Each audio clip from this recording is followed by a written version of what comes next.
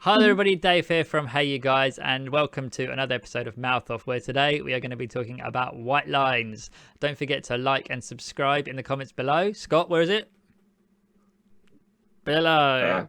Linda, yeah, there we go. yeah. And Give it a smash. do let us know when you've seen this show what you think of it. I've already given the names away, but today I am joined by the wonderful Scott Davis and the wonderful Linda Marek. And let's crack on. So it's coming out on Netflix 15th of May. And Scott, do you want to tell us a bit about what it's about and who's in it and all that jazz? Sure, I can. So this is a new Spanish slash British thriller from a Spanish producer writer called Alex Pina. He did Money Heist, which was on Netflix, which went down quite a storm a year or two ago. So this is his next project, and it's kind of as I say, it's a thriller. It's a bit of a comedy, dark comedy, and it's set in Ibiza, as many people would love to see Ibiza at the moment because they can't go to Ibiza at the moment. So Yeah. gives you a little taste of Ibiza. And the story revolves around a lady called Zoe, played by Laura Haddock, and her brother has been missing for about 20 years. And she discovers at the start of the show that he's sadly dead, and they find his body after he was working as a DJ in Ibiza. So she goes to travel there and decides to take it upon herself to investigate. And there's secrets aplenty, thrills aplenty, mystery aplenty while she's in Ibiza, as she meets some old friends of her brothers, some old friends of hers, and of course some of the drug lords and the drug barons that are doing the rounds around the island from different places.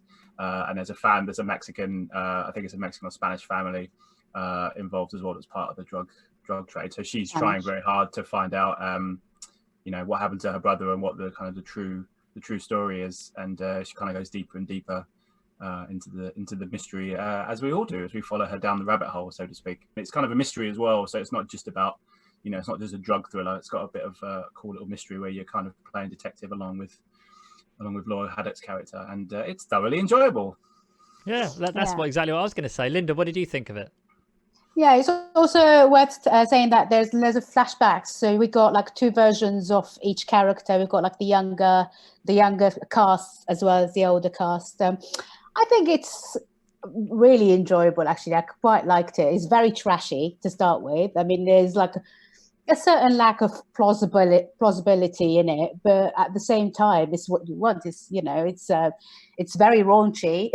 There's a lot of sex, drugs, and rock and roll, and very loud sort of techno music, but at the same time the story within it is fantastic. I really enjoy it. I'm enjoying it. I'm only on episode 4 at the moment, and I'm kind of slowly sort of making my way. I don't want to watch it all at once because I want to look forward to one each day. So yeah, I'm really enjoying it. Yeah, I did watch it all at once, and I did watch it all at once. Well, sort of. I watched it over about a week because I was just every episode I wanted to find out, what next. So I have actually finished it. Yeah. I thought the characters in it were great. I think Danny Mays, who you might know, what's the fisherman? Is it Fisherman's Friend, Scott, that he did? Fisherman's Friends, yeah. Yeah, Fisherman's Friend, yeah. So you've seen him recently in that, and he's been around for a very long time, but his career seems to have taken a proper upward turn at the moment, especially in these big shows.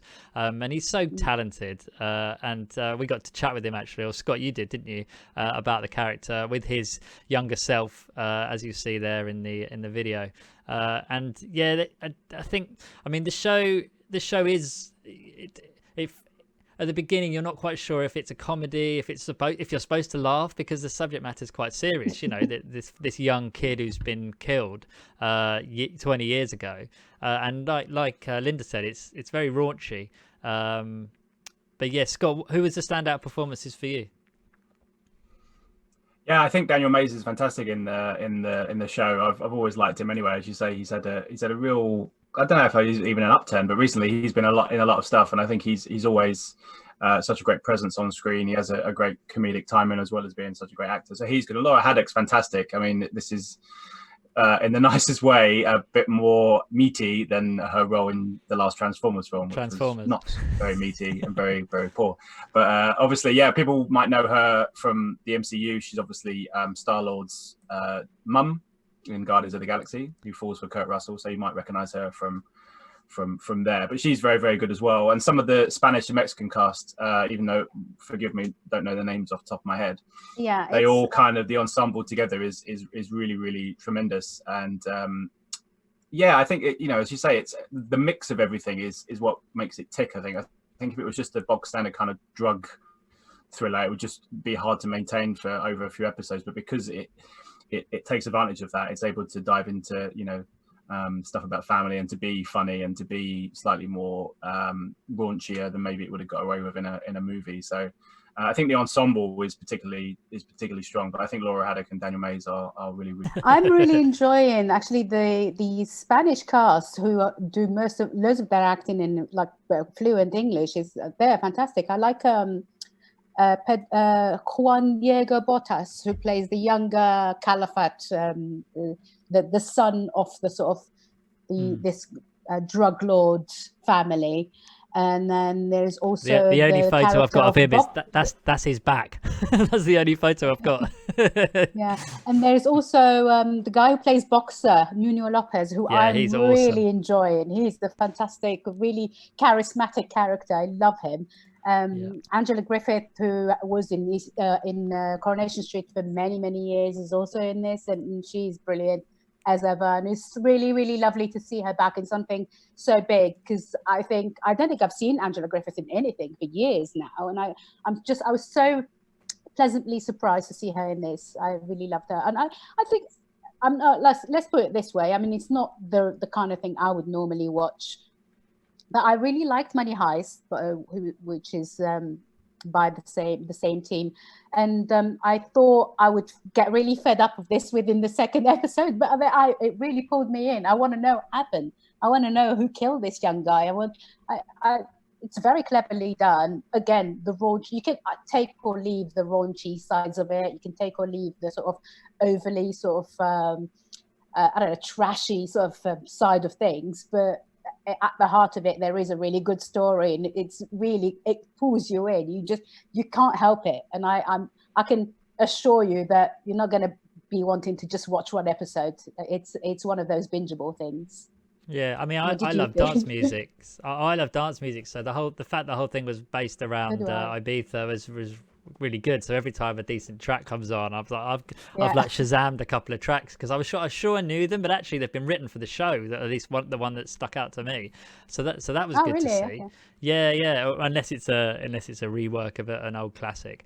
But no, I really enjoyed this show. I think it's vibrant, it's fun, it's sexy. It's Netflix budget, so it's they haven't really spared any expense on the production side of things. It looks fantastic, and it looks amazing. Yeah, the one tricky thing was being in lockdown and seeing all those beautiful beaches and beautiful people that are all just sort of sitting in the sun. We haven't mentioned Freddie Fox's character, so he plays like a yoga instructor. He's one of the original friends, and so Lawrence Fox. Sorry, Lawrence Fox, not Freddie Fox. That's his son, isn't it? So the thing I like most about this show was, or one of the things is just that it does, Laura Haddock's character is the main character, but actually you find out about Axel's obviously murder, and that's the main sort of plot point, but you do find out about the backstory of all of his friends as well, of which there are about 5 of them, and it's just fun seeing them reflecting on when they were younger. I'm not usually a big fan of flashbacks. They sort of annoy me. I don't know why. Like in movies and stuff, I get frustrated when things are just bouncing all over the place, but I didn't feel frustrated at all in this. You sort of want to know what's going on and how it all links together, and it was really clever the way they did that, and introducing new characters in 2020 about how they fit into the story and where they were when it happened and things. No, I agree with everything you're saying. I think it's one of those shows that really demands, actually it could flip between the two. It could quite easily be quite a binge watch for people, particularly in lockdown, but also it's one of those, like Linda said, you almost want to watch one a day, or even one every couple of days, just to keep the kind of intrigue going, because there's so much going on, and the arcs and the narrative is so rich that you kind of almost want to take your time with it and discover things as slowly as possible, so that it's kind of nicely drawn out. But also it's very bingey, as you say. It's all the concoction that it puts together, sex, drugs, rock and roll, all that kind of stuff that you mentioned, as well as these lovely vistas that we can't get to at the moment. But I think it's great, and I think obviously the success of Narcos even though it's slightly different, it has a slight vibe of Narcos. And for people who enjoyed Narcos, even though this is maybe doesn't have the the appeal of it being about a famous drug lord, all that kind of stuff, I think the fans of that will get a kick out of this as well, because it does touch on those things. But it's also this great kind of brother sister story that kind of goes over many decades, and it has a sad part to it, but also there's this kind of, as you said, kind of vibrant nature to it that kind of mixes everything together really, really well. But I really enjoyed the brother sister relationship, because it's hard to do something like that when they're removed from each other. There's only certain bits that you see where they're together, and then obviously they kind of drift apart because of what Axel wants to do with his life and everything else. But then the way that they draw the stories together over the course of time is really, really good as well. So it definitely keeps your attention throughout and makes you want to watch more. Yeah, what surprised... I also think, Sorry, Dave, you said earlier that as a fan of like dance music, I found it.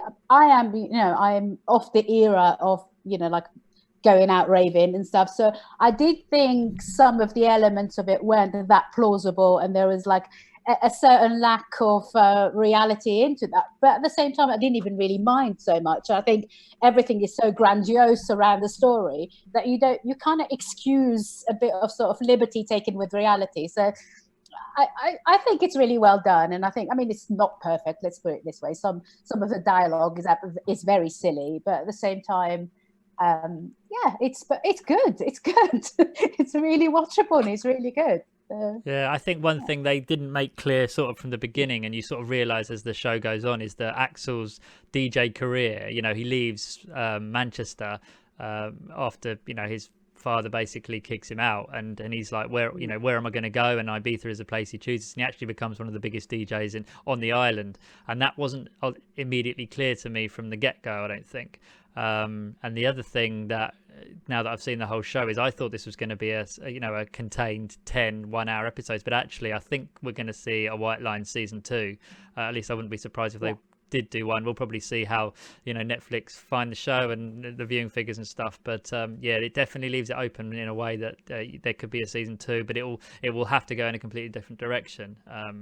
Would you want to see more? Sounds like yes. Me, I do. I would. Sure. Yeah, definitely. More White Lines. Well, there we go. So that's our thoughts on White Lines. Do let us know in the comments below what you think of the show when you get to see it. It's out on the 15th of May in the UK and potentially everywhere else. I'm not quite sure about that. But do let us know in the comments when you've seen it what you think of the show. Don't forget to like and subscribe. And guys, thanks so much for joining me. And I look forward to seeing you on the next one. Take care. Bye. Bye. Ladies and gentlemen, you're watching Hey You Guys! Hey You Guys, huh? Hey, you guys. Is that from the Goonies? It is indeed, yes. Nice. Hey